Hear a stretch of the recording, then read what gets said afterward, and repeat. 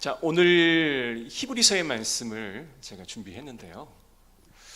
이제 제가 요 근래 믿음 이런 주제로 참 많은 설교를 하는 것 같다라는 생각이 여러분도 드시죠? 네.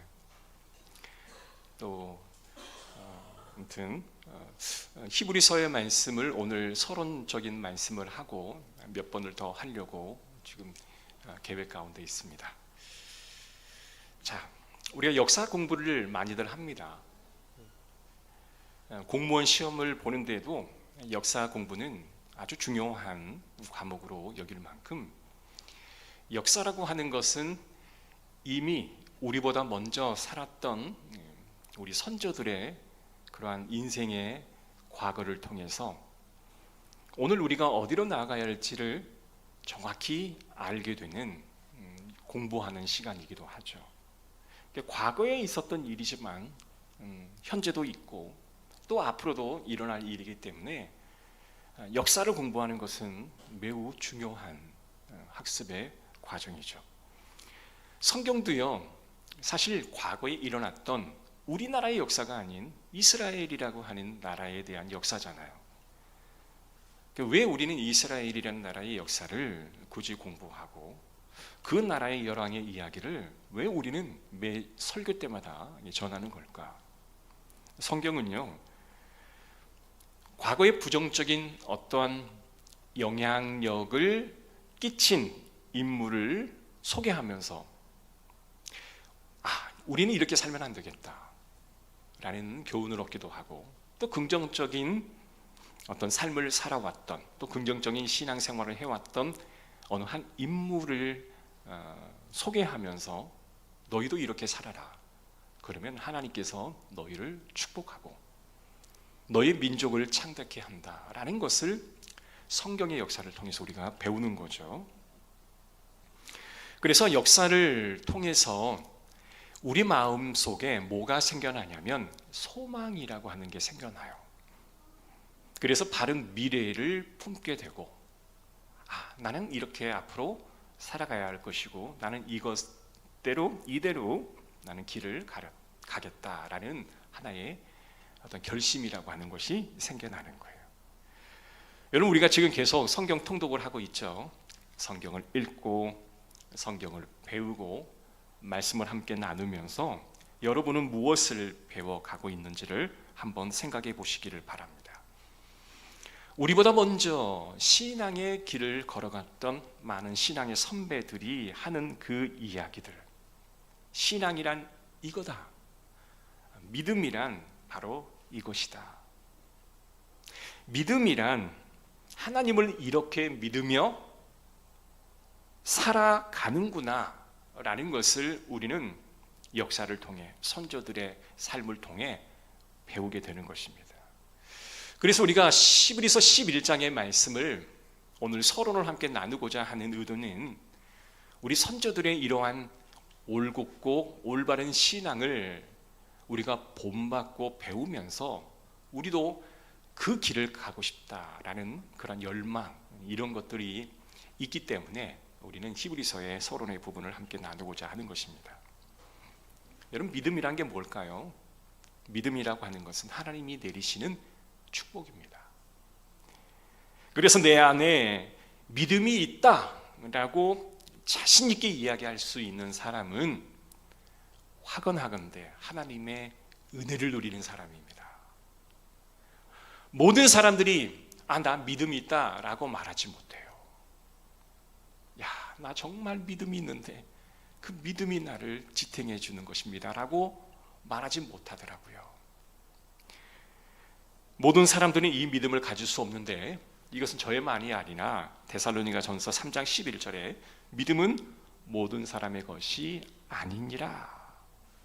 그래서 믿음이라고 하는 것은 우리에게 부어주신 하나님의 축복이요, 하나님의 은혜다라는 것입니다. 자, 그런데 이렇게 좋은 믿음을 가지고 있다가 그 믿음을 포기하는 사람도 있다라고 성경은 가르치고 있습니다. 우리는 성경을 읽으면서 긍정적인 삶을 살아왔던 신앙의 선조들의 모습과 부정적인 삶을 살아왔던 신앙의 선조들의 모습을 발견하게 되는데, 우리가 읽었던 이 히브리서의 저자는 정확히 누구인지는 많은 성경학자들마다 결론을 내리고 있지를 못합니다. 그러나 이 히브리서가 기록되었던 연대라든지 그리고 그때 당시의 배경은 정확하게 이야기할 수가 있는 거예요. 히브리서가 기록되어 있는 연도는 AD 70년경인데요. 당시 기독교인들은 많은 유대인들에게 어마어마한 핍박을 받고 있었습니다. 지금도 이스라엘에는 다 유대교만 있는 게 아니에요. 이스라엘인이 있고 유대교가 있고 또 크리스찬들이 있습니다. 그러니까 이스라엘은 다 유대교가 아닌 거예요. 유대인이 있고 그냥 이스라엘이 있어요. 그리고 크리스찬들이 있습니다. 그런데 이 크리스찬들은 지금도 유대교에 상당한 많은 핍박을 받습니다. 예수 그리스도가 그들에게는 어떤 존경의 대상은 아닌 거죠.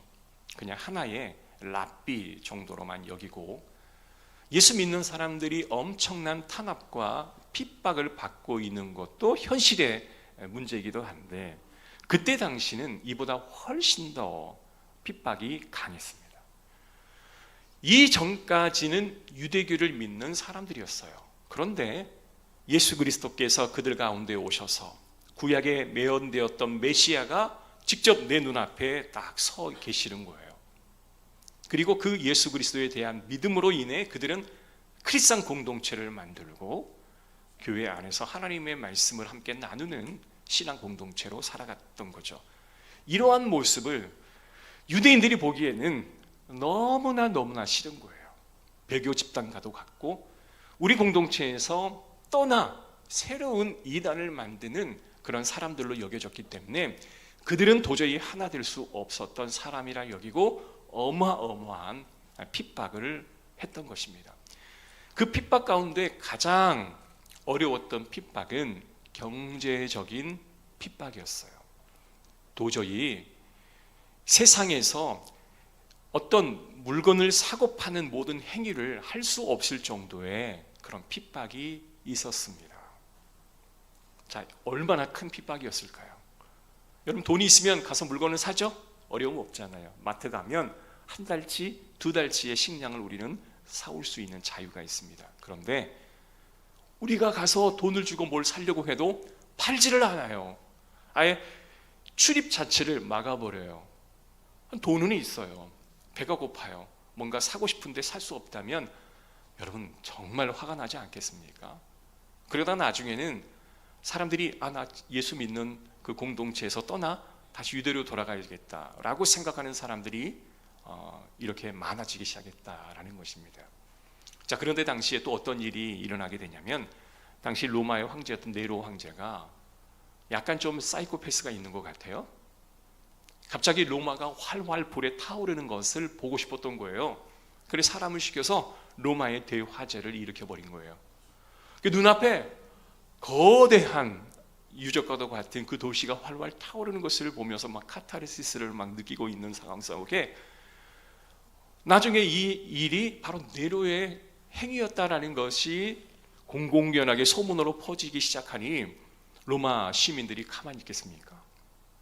황제를 원망하고 황제에 대한 탄핵을 이야기하고자 할 때 그때 당시 네로가 그들의 마음을 돌이키려고 갓진 노력을 해왔어요. 그런데도 그 민심이 한번 어긋난 민심은 돌아오지가 않는 거예요. 그래서 요즘도 정치인들이 가장 많이 쓰는 관심을 외쪽으로 돌리는 그 정책을 썼습니다. 이 화제의 주 원인이 바로 기독교인 공동체 안에서 일어났다라고 거짓 소문을 퍼뜨리기 시작한 거예요. 그러자 성난 그 민심을 가지고 있었던 이 로마 시민들이요, 이 자신의 분노를 어디다가 풀 방법이 없었어요. 여러분 로마 황제에게 풀었다가는 반역죄로 죽을 수도 있잖아요. 근데 이제는 가장 약한, 가장 천대받고 도외시 여기고 소외당했던 그리스도 공동체가 이 화제의 주범이라고 하니 아닌 걸 알면서도 그 화가 그 약한데 높은 곳에서 낮은 곳으로 흐르듯 가장 연약한 대상에게 그 자기의 분노가 쏟아지듯 그렇게 기독교인들을 핍박했던 거예요. 여러분 산자를 원형 경기장에 데려와 사자를 풀어서 사자가 찢기며 잡아먹히는 그런 형벌을 가하기도 했고요. 살아있는 사람의 관절을 톱으로 잘라 죽이기도 했고요.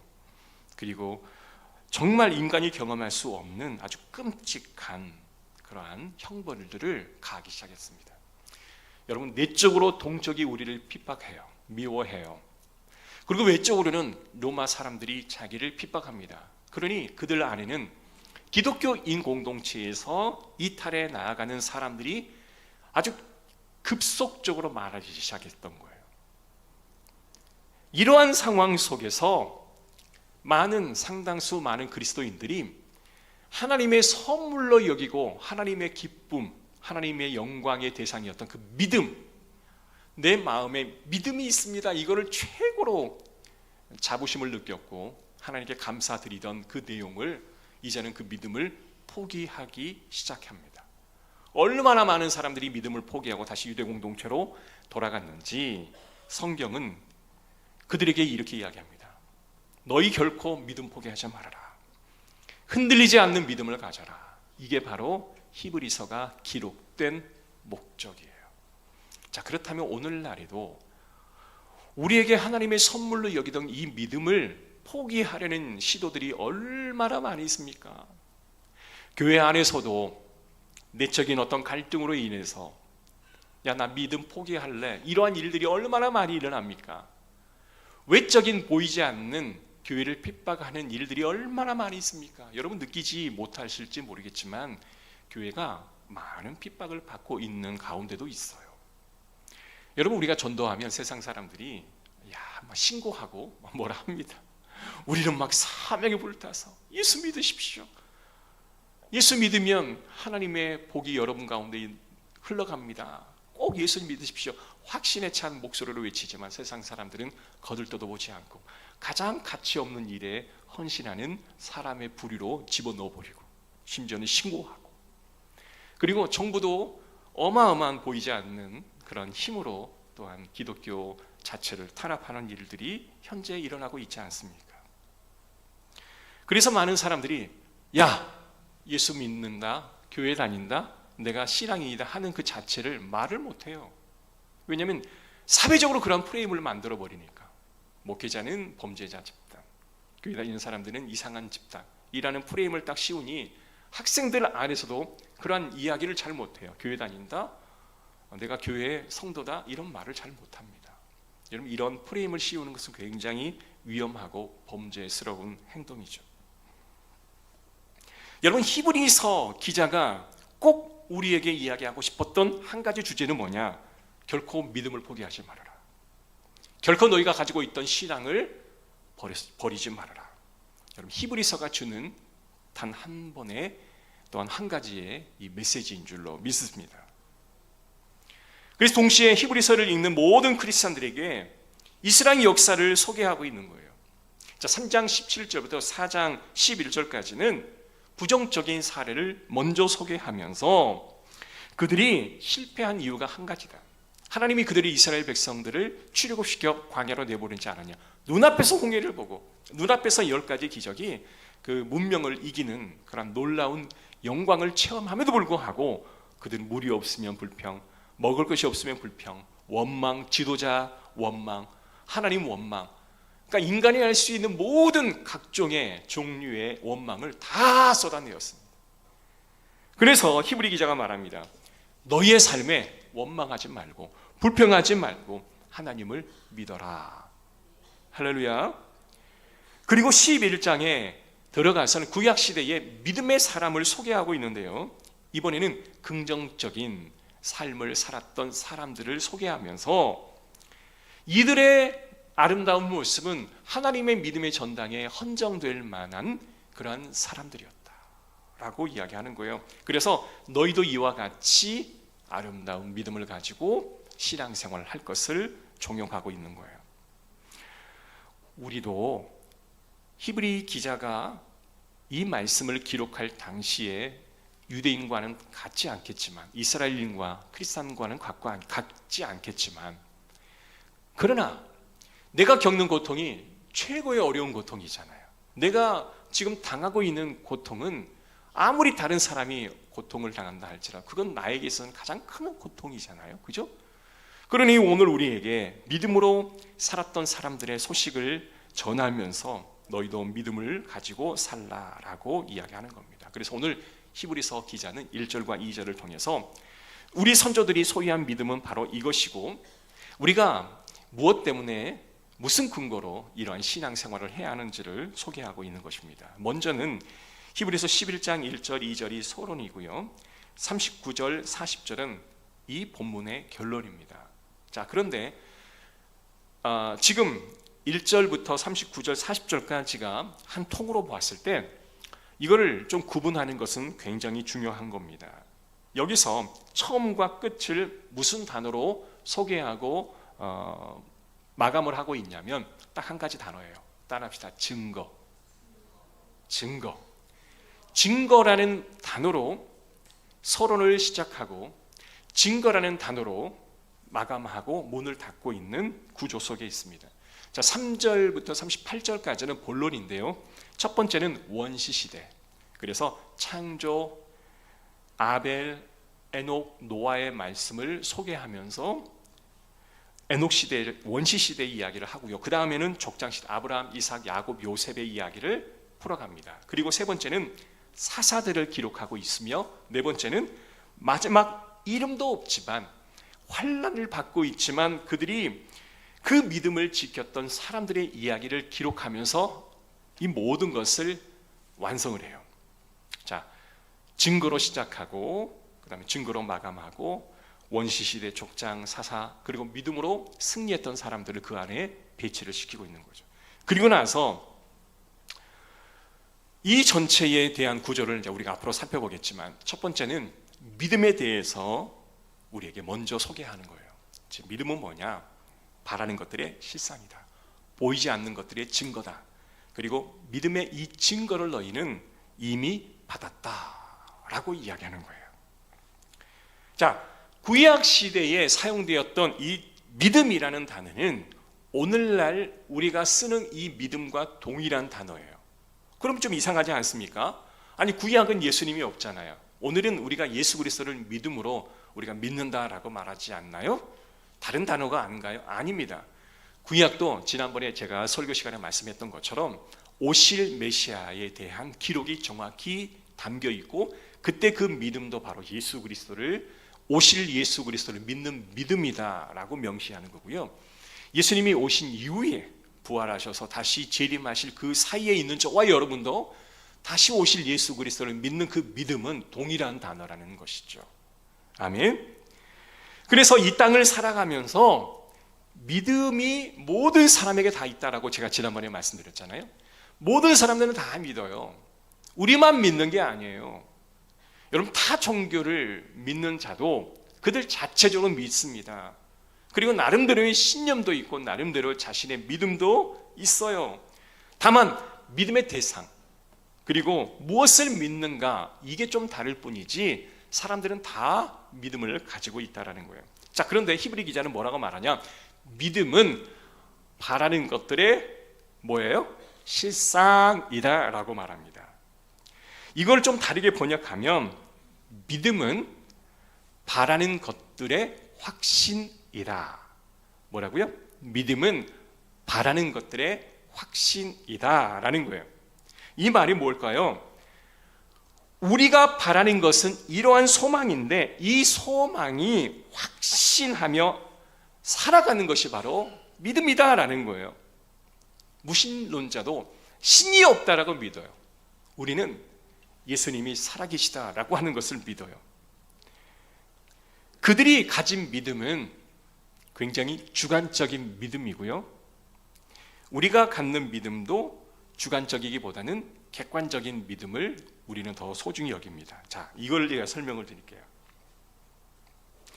성경은 믿음의 주관적인 것을 논하고 있지는 않습니다. 객관적인 실체, 나는 무엇을 믿는가를 더 중요하게 여겨요. 여러분, 사도신경을 보면 많은 신앙의 열조들이 나는 정말 하나님을 열정적으로 믿어왔다, 나는 하나님을 정말 열심히 믿어왔다 라고 말하지 않고 나는 무엇을 믿는다 라는 객관적인 사실을 우리에게 소개하고 있는 겁니다. 우리는 흔히 이렇게 말합니다. 야, 그게 객관적이야? 아니야. 내가 믿으면 그만이야. 내가 믿는다는데 뭐가 중요해? 이런 말 많이 하죠, 사람들. 내가 믿는다는데 뭐가 중요해? 세상 사람들은 이 주관적인 생각을 굉장히 중요하게 여깁니다. 그러나 이 주관적인 생각은 그 누구에게도 인정받지 못하는 사상이에요. 모든 생각이 정설로 이루어지기 위해서는 객관적인 사실의 타당성이 있어야 하는 것입니다. 한번 예를 들어볼까요? 제가 오늘 예배를 드리고 딱 나가는데 고민 하나가 있어요. 제가. 그러면 제가 고민을 하고 있다가 생각을 어느 하나에 다 몰두리 하고 있으면 여러분들이 지나가다 인사하는 걸 제가 느끼든 느끼지 못하도 예 하고 지나갈 수 있잖아요. 저는 어떤 생각에 지금 몰두하고 있는 거예요. 그래서 현실을 지금 적절히 대처를 못하는 거예요. 그러면 그분이 목사님 나를 싫어하나 보다.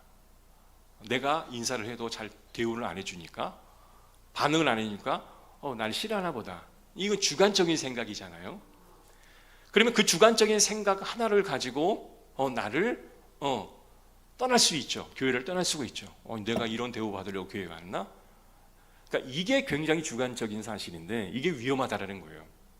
그때 어떻게 우리는 생각을 해야 되지? 목사님은 이러이러한 상황에 이렇게 대처하고, 또 다른 사람에게는 이렇게 대하고, 또 이쪽에서는 이렇게 대우하고, 여기에서 평가는 이렇고 저기에서 평가는 이렇구나 라고 모든 상황을 객관적으로 데이터해서 이런데 오늘 이렇게 괜찮다, 하기를 보고 싶다, 이게 중요한 거예요. 그죠? 믿음도 마찬가지입니다. 여러분, 이 믿음이라고 하는 것을 세상 사람들이 하는 주관적인 생각과 성경에 말하는 객관적인 사실에 근거한 것을 우리는 온전한 믿음이다 라고 말하는 차이를 우리는 좀 이해를 해야 합니다. 자, 그런데 본문은 믿음은 바라는 것들의 실상이다 라고 이야기했는데, 바라다 라는 말은 바로 소망을 의미해요. 실상은 실체를 의미합니다. 이 말이 무슨 말이에요? 우리가 믿는 것은 실체가 있는 소망을 믿는다라는 거예요. 허구를 믿는 게 아니라 신앙의 많은 선조들 말씀에 기록되어 있는 이 신앙의 확실한 그 실체에 있는 것을 우리는 믿는다라는 것입니다. 이런 구절이 히브리서에 기록되어 있는데 이해하기가 좀 어려워서 제가 세 번역으로 번역해 왔습니다. 히브리 3장 6절의 말씀을 보면 제가 한번 읽어드릴게요. 그러나 그리스도는 아들로서 하나님의 집안 사람을, 여기서 하나님의 집안 사람이라고 하는 것은 하나님의 백성을 의미합니다. 하나님의 집안 사람을 성실하게 돌보셨습니다. 자, 우리가 그 소망에 대하여 확신과 자부심을 지니고 있으면 저와 여러분은 하나님의 집안 사람입니다. 자, 우리가 새신자가 오게 되면 뭐라고 말해요? 가족이다라고 말하잖아요. 그죠? 아니, 피도 섞이지 않은데 무슨 가족입니까? 아니에요. 하나님 아버지 아래 우리는 한 가족이 있는 거예요. 그러니까 여기서 예수 그리스도는 아들로서 하나님의 집안 사람, 하나님의 백성을 성실하게 돌보셨습니다. 우리가 이 소망에 대하여 확신과 자부심을 가지고 있으면 하나님의 백성이라고 하는 것인데, 여기서 말하는 이 소망이라고 하는 것은 하나님이 미래에 주실 구원의 소망, 하나님이 미래에 주실 구원의 소망, 이게 바로 소망이에요. 우리가 천국에 들어가게 하는 구원을 현재 삶에서 소망으로 믿는다라는 거예요. 저와 여러분이 앞으로 예수 그리스도를 잘 믿고 주님을 부인하지 않으면 천국에 가는 미래의 일인데, 그 미래의 일이 실제 이루어지는 것을 믿는다, 믿어버린다라는 겁니다. 그래서 7장 19절에 보면 율법은 아무것도 완전하게 하지 못하였습니다. 그래서 하나님께서는 더 좋은 소망을 우리에게 주셨습니다. 우리는 이 소망을 힘입어 하나님께 더 가까이 나아갑니다. 구약에는 완전한 소망이 바로 예수 그리스도예요. 예수 그리스도는 완전한 하나님의 나라에 들어가는 것을 믿음의 실체라고 말씀하십니다. 그래서 히브리 기자는 이렇게 말합니다. 믿음은 보이지 않는 것들의 증거다. 보이지 않는 근거가, 보이지 않는 것의 근거가 뭐예요? 믿음이라고요. 믿음은 보이지 않는 것을 어때요? 보이는 것으로 받아들이는 것, 그게 바로 증거다라는 거예요. 여러분, 하나님이 주신 약속에 눈에 보이는 것들이 사실상 많지 않습니다. 여러분, 천국과 지옥 보이나요? 성경에도 뭐 천국과 지옥이 있다라고 말은 하죠. 뭐 게헨나 이런 식으로 이렇게 우리가 표현을 하긴 하지만, 세상 사람들이 천국과 지옥을 가본 사람이 솔직히 있나요?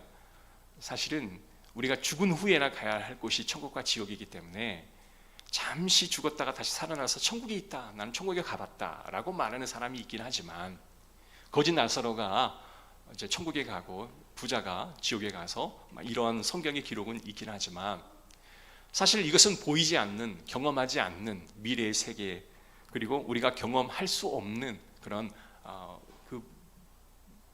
약간 좀 우리의 차원에서는 좀 벗어난 그런 이야기다라고 생각하잖아요.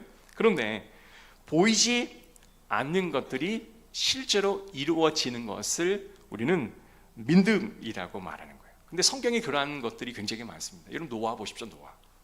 하나님께서 노아에게 말합니다. 노아야, 방주를 지어라.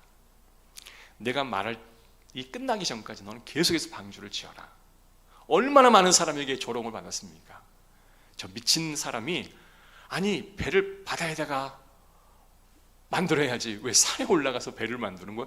제 정신이 나간 거 아니야? 얼마나 많은 사람들이 그렇게 비난하였습니까? 그런데 노아는 단 한 번도 의심하지 않고 하나님이 방주를 지으라 하니 그의 가족과 함께 방주를 지어 나가지 않습니까? 지금 당장 일어날 일도 아니에요. 언제 일어날지도 몰라요. 그런데 노아는 확실한 건 하나님의 약속을 들었고, 그 약속이 미래에 일어날 일이라고 확신하였고, 미래에 반드시 성취될 것이라고 그는 믿었어요. 이것이 눈에 보이지 않는 것들의 증거, 뭐라고요? 눈에 보이지 않는 것들의 증거라는 거예요. 하나님이 우리에게 약속, 우리에게 주신 영원한 그 약속을 여러분 믿는 것이 바로 믿음입니다. 그래서 내가 믿는다라고 하면 그 무슨 말이냐면, 이후에 일어날, 말씀에는 우리에게 알려주셨지만 미래에 일어날 일을 우리가 그대로 수용하고 받아들이는 것이 바로 믿음이라고 하는 거예요. 놀라운 이 현상이에요. 도저히 나는 이걸 믿을 만한 사람이 못 돼. 나는 이걸 도저히 수용할 만한 존재가 못 돼. 그런데 성령의 은혜로 어느 한순간에 내가 이 모든 것을 수용하는 자가 되었다라는 거예요. 자, 좀만 더 할게요. 이렇게 믿음의 사람들이 2절에 선진들이라고 기록을 하는데, 이 선진이라는 말은 바로 우리의 조상을 의미하는 겁니다. 그러니까 구약 시대에 하나님의 백성을 총칭하는 말이 바로 선진이라는 말인데, 하나님의 백성들 중에서 믿음으로 살아갔던 모든 사람들을 우리는 뭐라고요? 선진이라고 말합니다. 자, 그러면 신약 시대의 교회가 믿음의 선진들이 되는 것이 바로 사실이에요. 자, 히브리서 기자가 이렇게 이야기합니다. 구약 시대 믿음으로 살았던 자들이 이렇게 많았다. 그러니 우리가 지금 믿음을 포기하지 말고 이걸 유지해 나가자. 그럼 구체적으로 믿음의 본을 받을 사람, 믿음의 전당에 이름을 올릴 만한 사람들을, 무수히 많은 사람들이 기록되어 있는데, 요한계시록에는 그런 사람이 정말 많다. 그런데 나는 그 중에 몇 명만 내가 대표적으로 기록하겠다라고 히브리 기자는 말을 하는 거예요. 우리가 이 믿음을 소개하면서 우리에게 제시하는 한 가지 제안이 있습니다. 히브리 기자가 한 가지 제안하는 게 있어요. 뭐냐? 바로 용기를 가져라 라는 거였습니다. 따라합시다. 용기를 가져라. 아니, 믿음을 갖는데 왜 용기가 필요할까? 구약 시대의 사람들은 하나님으로부터 인정받는 사람들이 굉장히 많았습니다. 너무나 현실의 어려움들이 많았고 또한 너무나 핍박과 환난도 많았었지만 그들은 하나님으로부터 인정을 받았어요. 그래서 히브리 기자가 말합니다. 그들도 그랬던 것처럼 오늘 우리도 이 현실에서 용기를 내어 너희가 믿음을 선택하기를 간절히 바란다 라고 이야기하는 거예요. 여러분, 믿음이라고 하는 것은 결단입니다. 그 믿음은 어때요? 결단이 없는 믿음을 우리가 진짜 믿음이라 말할 수 없어요. 예를 들어 봅시다. 난 믿는다고 해요. 그러나 삶의 모든 순간순간 결단이 없어요. 해야 할 때 하는 것도 결단이요. 우리가 이것을 확 잡는 것도 결단인데 결단을 못해. 그냥 두리뭉실하게 살아가는 것을 우리는 믿음이다라고 말하지는 않아요. 그래서 히브리 기자는 말해요. 용기를 가져라. 결단해라. 그리고 하나를 선택해라 라고 말하고 있는 겁니다. 우리가 예수를 믿는다고 여러분 세상 사람들이 우리에게 해를 가합니까? 그래요. 이전보다는 조금 더 우리는 예수 믿는다는 말을 자신 있게 하지 못하는 상황 가운데 있으나 좀 여러 가지 프레임에 우리가 쌓여 있기는 하나 그러나 그 안에서는 정말 하나님을 예배하고 찬양하는 많은 사람들이 드리는 그 찬양의 모습을 여러분 한번 봐보십시오. 그 안에는 믿음을 선택하는 사람들의 수많은 자기의 고백, 하나님을 향한 고백들이 그 안에 담겨 있는 것을 보게 됩니다. 여러분 교회과 세상 가운데 경계선에 서 있을 수도 있습니다. 그러나 그것은 믿음이 아니라고 제가 확실하게 말을 못하겠지만 히브리 저자는 그렇게 믿음의 증거를 받은 사람이 굉장히 많으니 너희도 믿음을 포기하지 말고 너희가 용기를 가지고 너희가 그 길을 걸어가라 라고 말하는 거예요. 이방 종교에 기웃기웃 하지 말아라. 어려워서 포기하고 싶을 때 절대로 그렇게 하지 말아라. 참된 믿음, 참된 신앙이라고 하는 것은 보이는 이 현실 세계를 두려워하는 자가 아니라 오히려 보이지 않는 저 천국, 앞으로 우리가 가야 할 천국의 그 삶을 오늘 현실에 누리며 사는 것이 참다운 믿음의 사람들의 선택이다 라고 말하는 거예요. 그래서 히브리서 11장 4절은 하나님이 아벨을 믿음의 사람이라 인정했습니다. 여러분, 아벨은 하나님 앞에 온전한 예배를 드렸습니다. 그런데 사람들이 인정해 주지는 않는 거예요. 유일하게 있는 형 가인이 어때요? 아벨의 그 믿음 드림, 예배 드림을 인정하지 않고 때려 죽이잖아요. 그도 자신의 문제로 인해서 그 아벨을 죽였지만 아벨은 예배 드림으로 어마어마한 핍박과 환난을 받았다라는 것입니다. 그러나 성경은 뭐라고 말해요? 아벨의 신앙을 내가 인정한다. 아벨의 믿음의 증거를 받았다라고 성경은 기록하고 있어요. 멜기세덱을 따른 제사장이라고 하나님의 성경을 통해 직접 증거해 주셨던 것을 우리는 기억해야 합니다. 사랑하는 성도 여러분, 결론을 내리겠습니다. 우리 인생의 평가 기준이 과연 무엇일까? 에녹처럼, 아벨처럼, 노아처럼, 아브람처럼 모든 사람들이 누구로부터 인정을 받았는가? 딱 한 분이에요. 하나님이에요. 하나님. 여러분, 노아를 보십시오. 당대의 많은 사람들로부터 인정을 받지 못하고 오히려 멸시와 조롱을 받았지만 그러나 노아는 하나님으로부터 확실한 인정을 받았습니다. 아벨도 자신의 친형인 가인에게 인정받지 못했으나 믿음으로 그는 하나님께 인정받았던 한 사람이 되었습니다. 저 사람이 나를 어떻게 생각할까? 세상이 나를 어떻게 평가할까? 이제는 이거에 좀 관심을 좀 멈췄으면 좋겠습니다. 이제는 반대로 하나님이 나를 어떻게 보실까? 하나님이 나를 어떻게 평가하실까가 더 중요한 때가 바로 지금의 때인 거예요. 사랑하는 성도 여러분, 초대교회에 많은 성도들이 유대교로 다시 돌아갑니다. 그리고 믿음을 포기하며 그리고 예수를 믿는 그 자체를 포기하는 사람들이 속출했었습니다. 세상 사람들이 내가 기독교를 믿고 교회 다닌다는 것을 인정해 주지 않기에 세상으로 나아가 또한 세상의 모든 것을 우리는 쫓는 사람이 되었던 것이죠. 여러분, 누가 우리를 위해 십자가에 대신 죽어줄 수 있겠습니까? 오직 예수 그리스도만이 저와 여러분의 죄를 위해 십자가에 달려 죽어 주실 수 있는 것입니다.